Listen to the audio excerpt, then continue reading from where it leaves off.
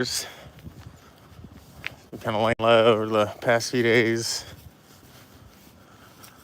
Out here walking the dog. Probably 45 degrees maybe.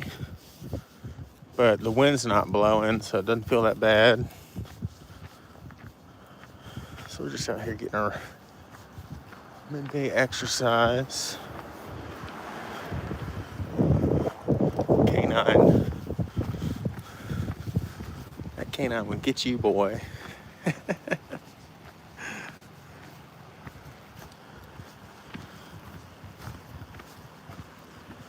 A nice winter day. I bet that creek is iced cold. I'm surprised the fish survive in it, being that cold.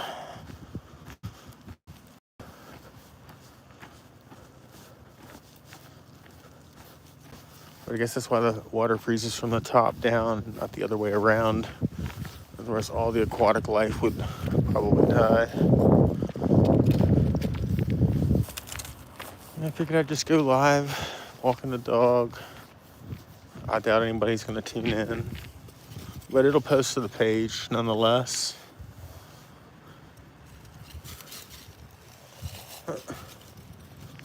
Surprised you didn't kick it, you little kicking wing. Come on. Back on the trail. Yeah, for a little small dog, he sure does pull hard. Whew. Man, he was pulling me down the mountain. I about tripped and busted my ass. And then he looked back at me like, "What's wrong with you?" Oh, kick it, boy, kick it. Kick and wing. Oh my God, look at all that earth. Like, somebody's gonna walk by here and see that and be like, "Holy shit." It's like some kind of animal destroyed the earth right there, and it's just this little ass dog. So they got all the decorations up for Christmas. I guess I'll be pulling them down soon.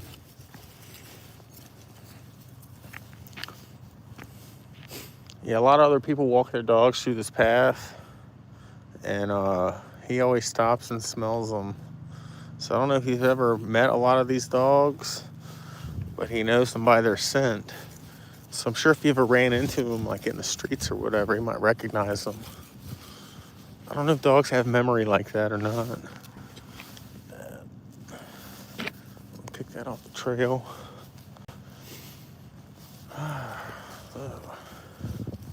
There we are. So yeah, as you can see, I'm pretty bundled up. Multiple layers. Got the thermals on. And just out here walking. Feels really good. The high today is only going to be 45. But where it's been, I'd say like 30 to 20 degrees before. And then it's been real windy here. And today's probably the first day it hasn't been windy in over a week. So it's just nice to get out. Oh, hey, everybody. Oh, so the breed of my dog, let me switch back. So he's a bull terrier mixed with a, oh, look, there he goes, kicking it. Spread them scent glands. He's a bull terrier mixed with a American bully. And I believe that he was like the runt of the litter just because he's so small. But the blue eyes and the shape of the head and the snout definitely makes me think that there's a American bully in there. And then he's got the stature of a bull terrier. But yeah, he's definitely a good boy. He just has the tendency to say, look, he sees something, and if he wasn't on this leash, he'd just run up that mountain. So that's the only downfall with this type of breed. He's definitely a good pointer dog, and he's really good with mice. I had some mice in the garage, and he makes short work of them. And anytime he sees like a fly in the window, he likes to go at them.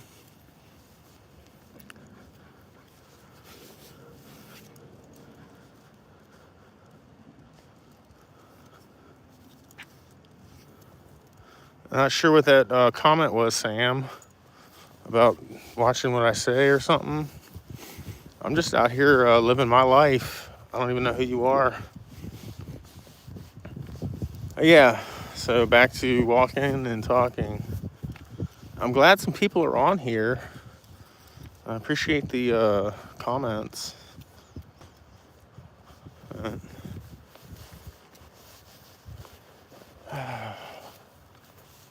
Not a chemtrail in the sky, can you believe it?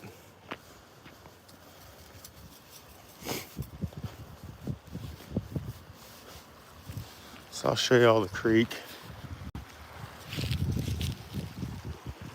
This is kind of like the lower part. Goes all the way up the mountain. The water that comes off of this creek is the same water that goes to the reservoir here. And very blessed with clean drinking water. I've lived in a lot of other places around the country, and their drinking water, all the drinking water everywhere I've ever lived has been shit.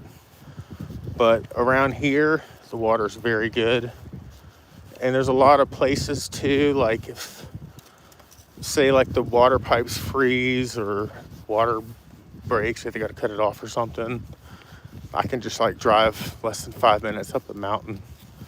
And there's multiple water holes where the mountain spring water just comes right out the mountain.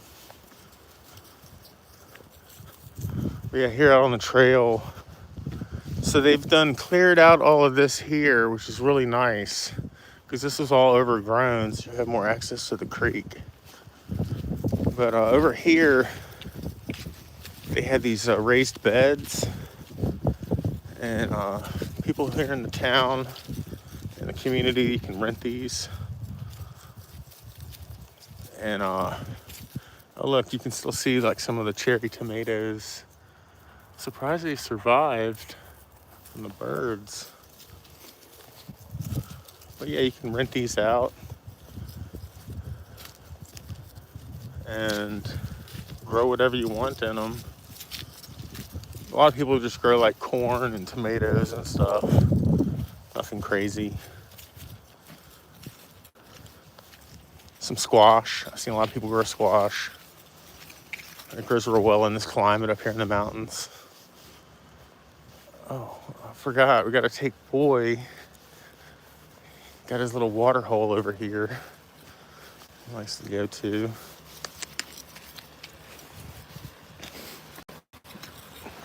So what's the temperature where everybody's at today? Is it warm where you're at? Here we go. Little thirsty ham.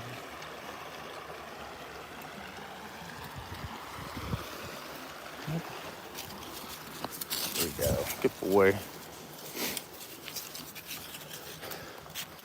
A little bridge here I'm about to cross over. Now in some of these holes, like you'll right up here against this bank, it kind of drops off about 3 to 5 foot. And people come here to swim, but there are native trout that like to live here in the creek. And every now and then when it floods, they'll get washed down into the actual river. But they'll come up here and spawn. And if you know how to catch them, they're usually not very big, and because they just come up here to breed, and then they'll get washed down and go live their lives in the river. And the reservoir I was saying, where the water comes from, the creek here, it's they stock it, and then it also has a lot of native trout and perch and stuff like that in it as well. And whenever it floods, those fish will get washed down into the creek there. And then they'll do once or twice a year, they'll stock the lower creek for the kids to go fishing. And I think that's pretty cool. Because around here, I mean, there's not a lot of kids that are as outdoor. Like with my generation growing up around here, everybody was outdoors. It was like you never went indoors. You only went indoors to eat and sleep. And nowadays the kids, it's like you rarely ever see any. I mean, you do see them, but it's not like as prevalent as it used to be. And I know there's kids around because I have friends who are teachers in the public school systems and stuff, and there's kids there, but they're all like stuck on like video games and plastered indoors, translucent skin. They're probably fat, eating processed foods. Not a very good way to live. So I'm so glad that I grew up when I did. And unfortunately for like my parents and stuff, I did not procreate. But I always just had a bigger vision within my life than having children. And the way that everything's going, I'm kind of glad that I didn't. Hate to say it, but it's true. So I just live my life. I try to help and heal people, stay close with my family, and that's about it, really. And just living simple.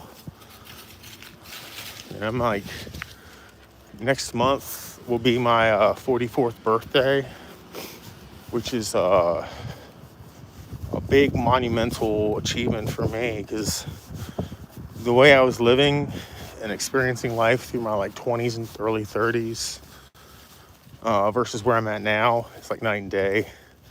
And if you would have asked me back then where I'd be now, I would never imagine this. So I'm very like thankful and grateful for that. Every New Year's, I always try to like reminisce on the old times and think about the new and everything that's gonna potentially happen. Most of it never does, but I'm all about believing within your mind's eye and the manifestations that come within. They present themselves in life. Like I said, not every one of them. You can wish for $1 million every day. You might end up with 1,000,000 pennies. So just doesn't mean you can't not do it. You still have to.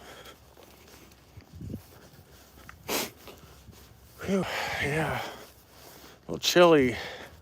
Nose is starting to run. I'm gonna cross the street here.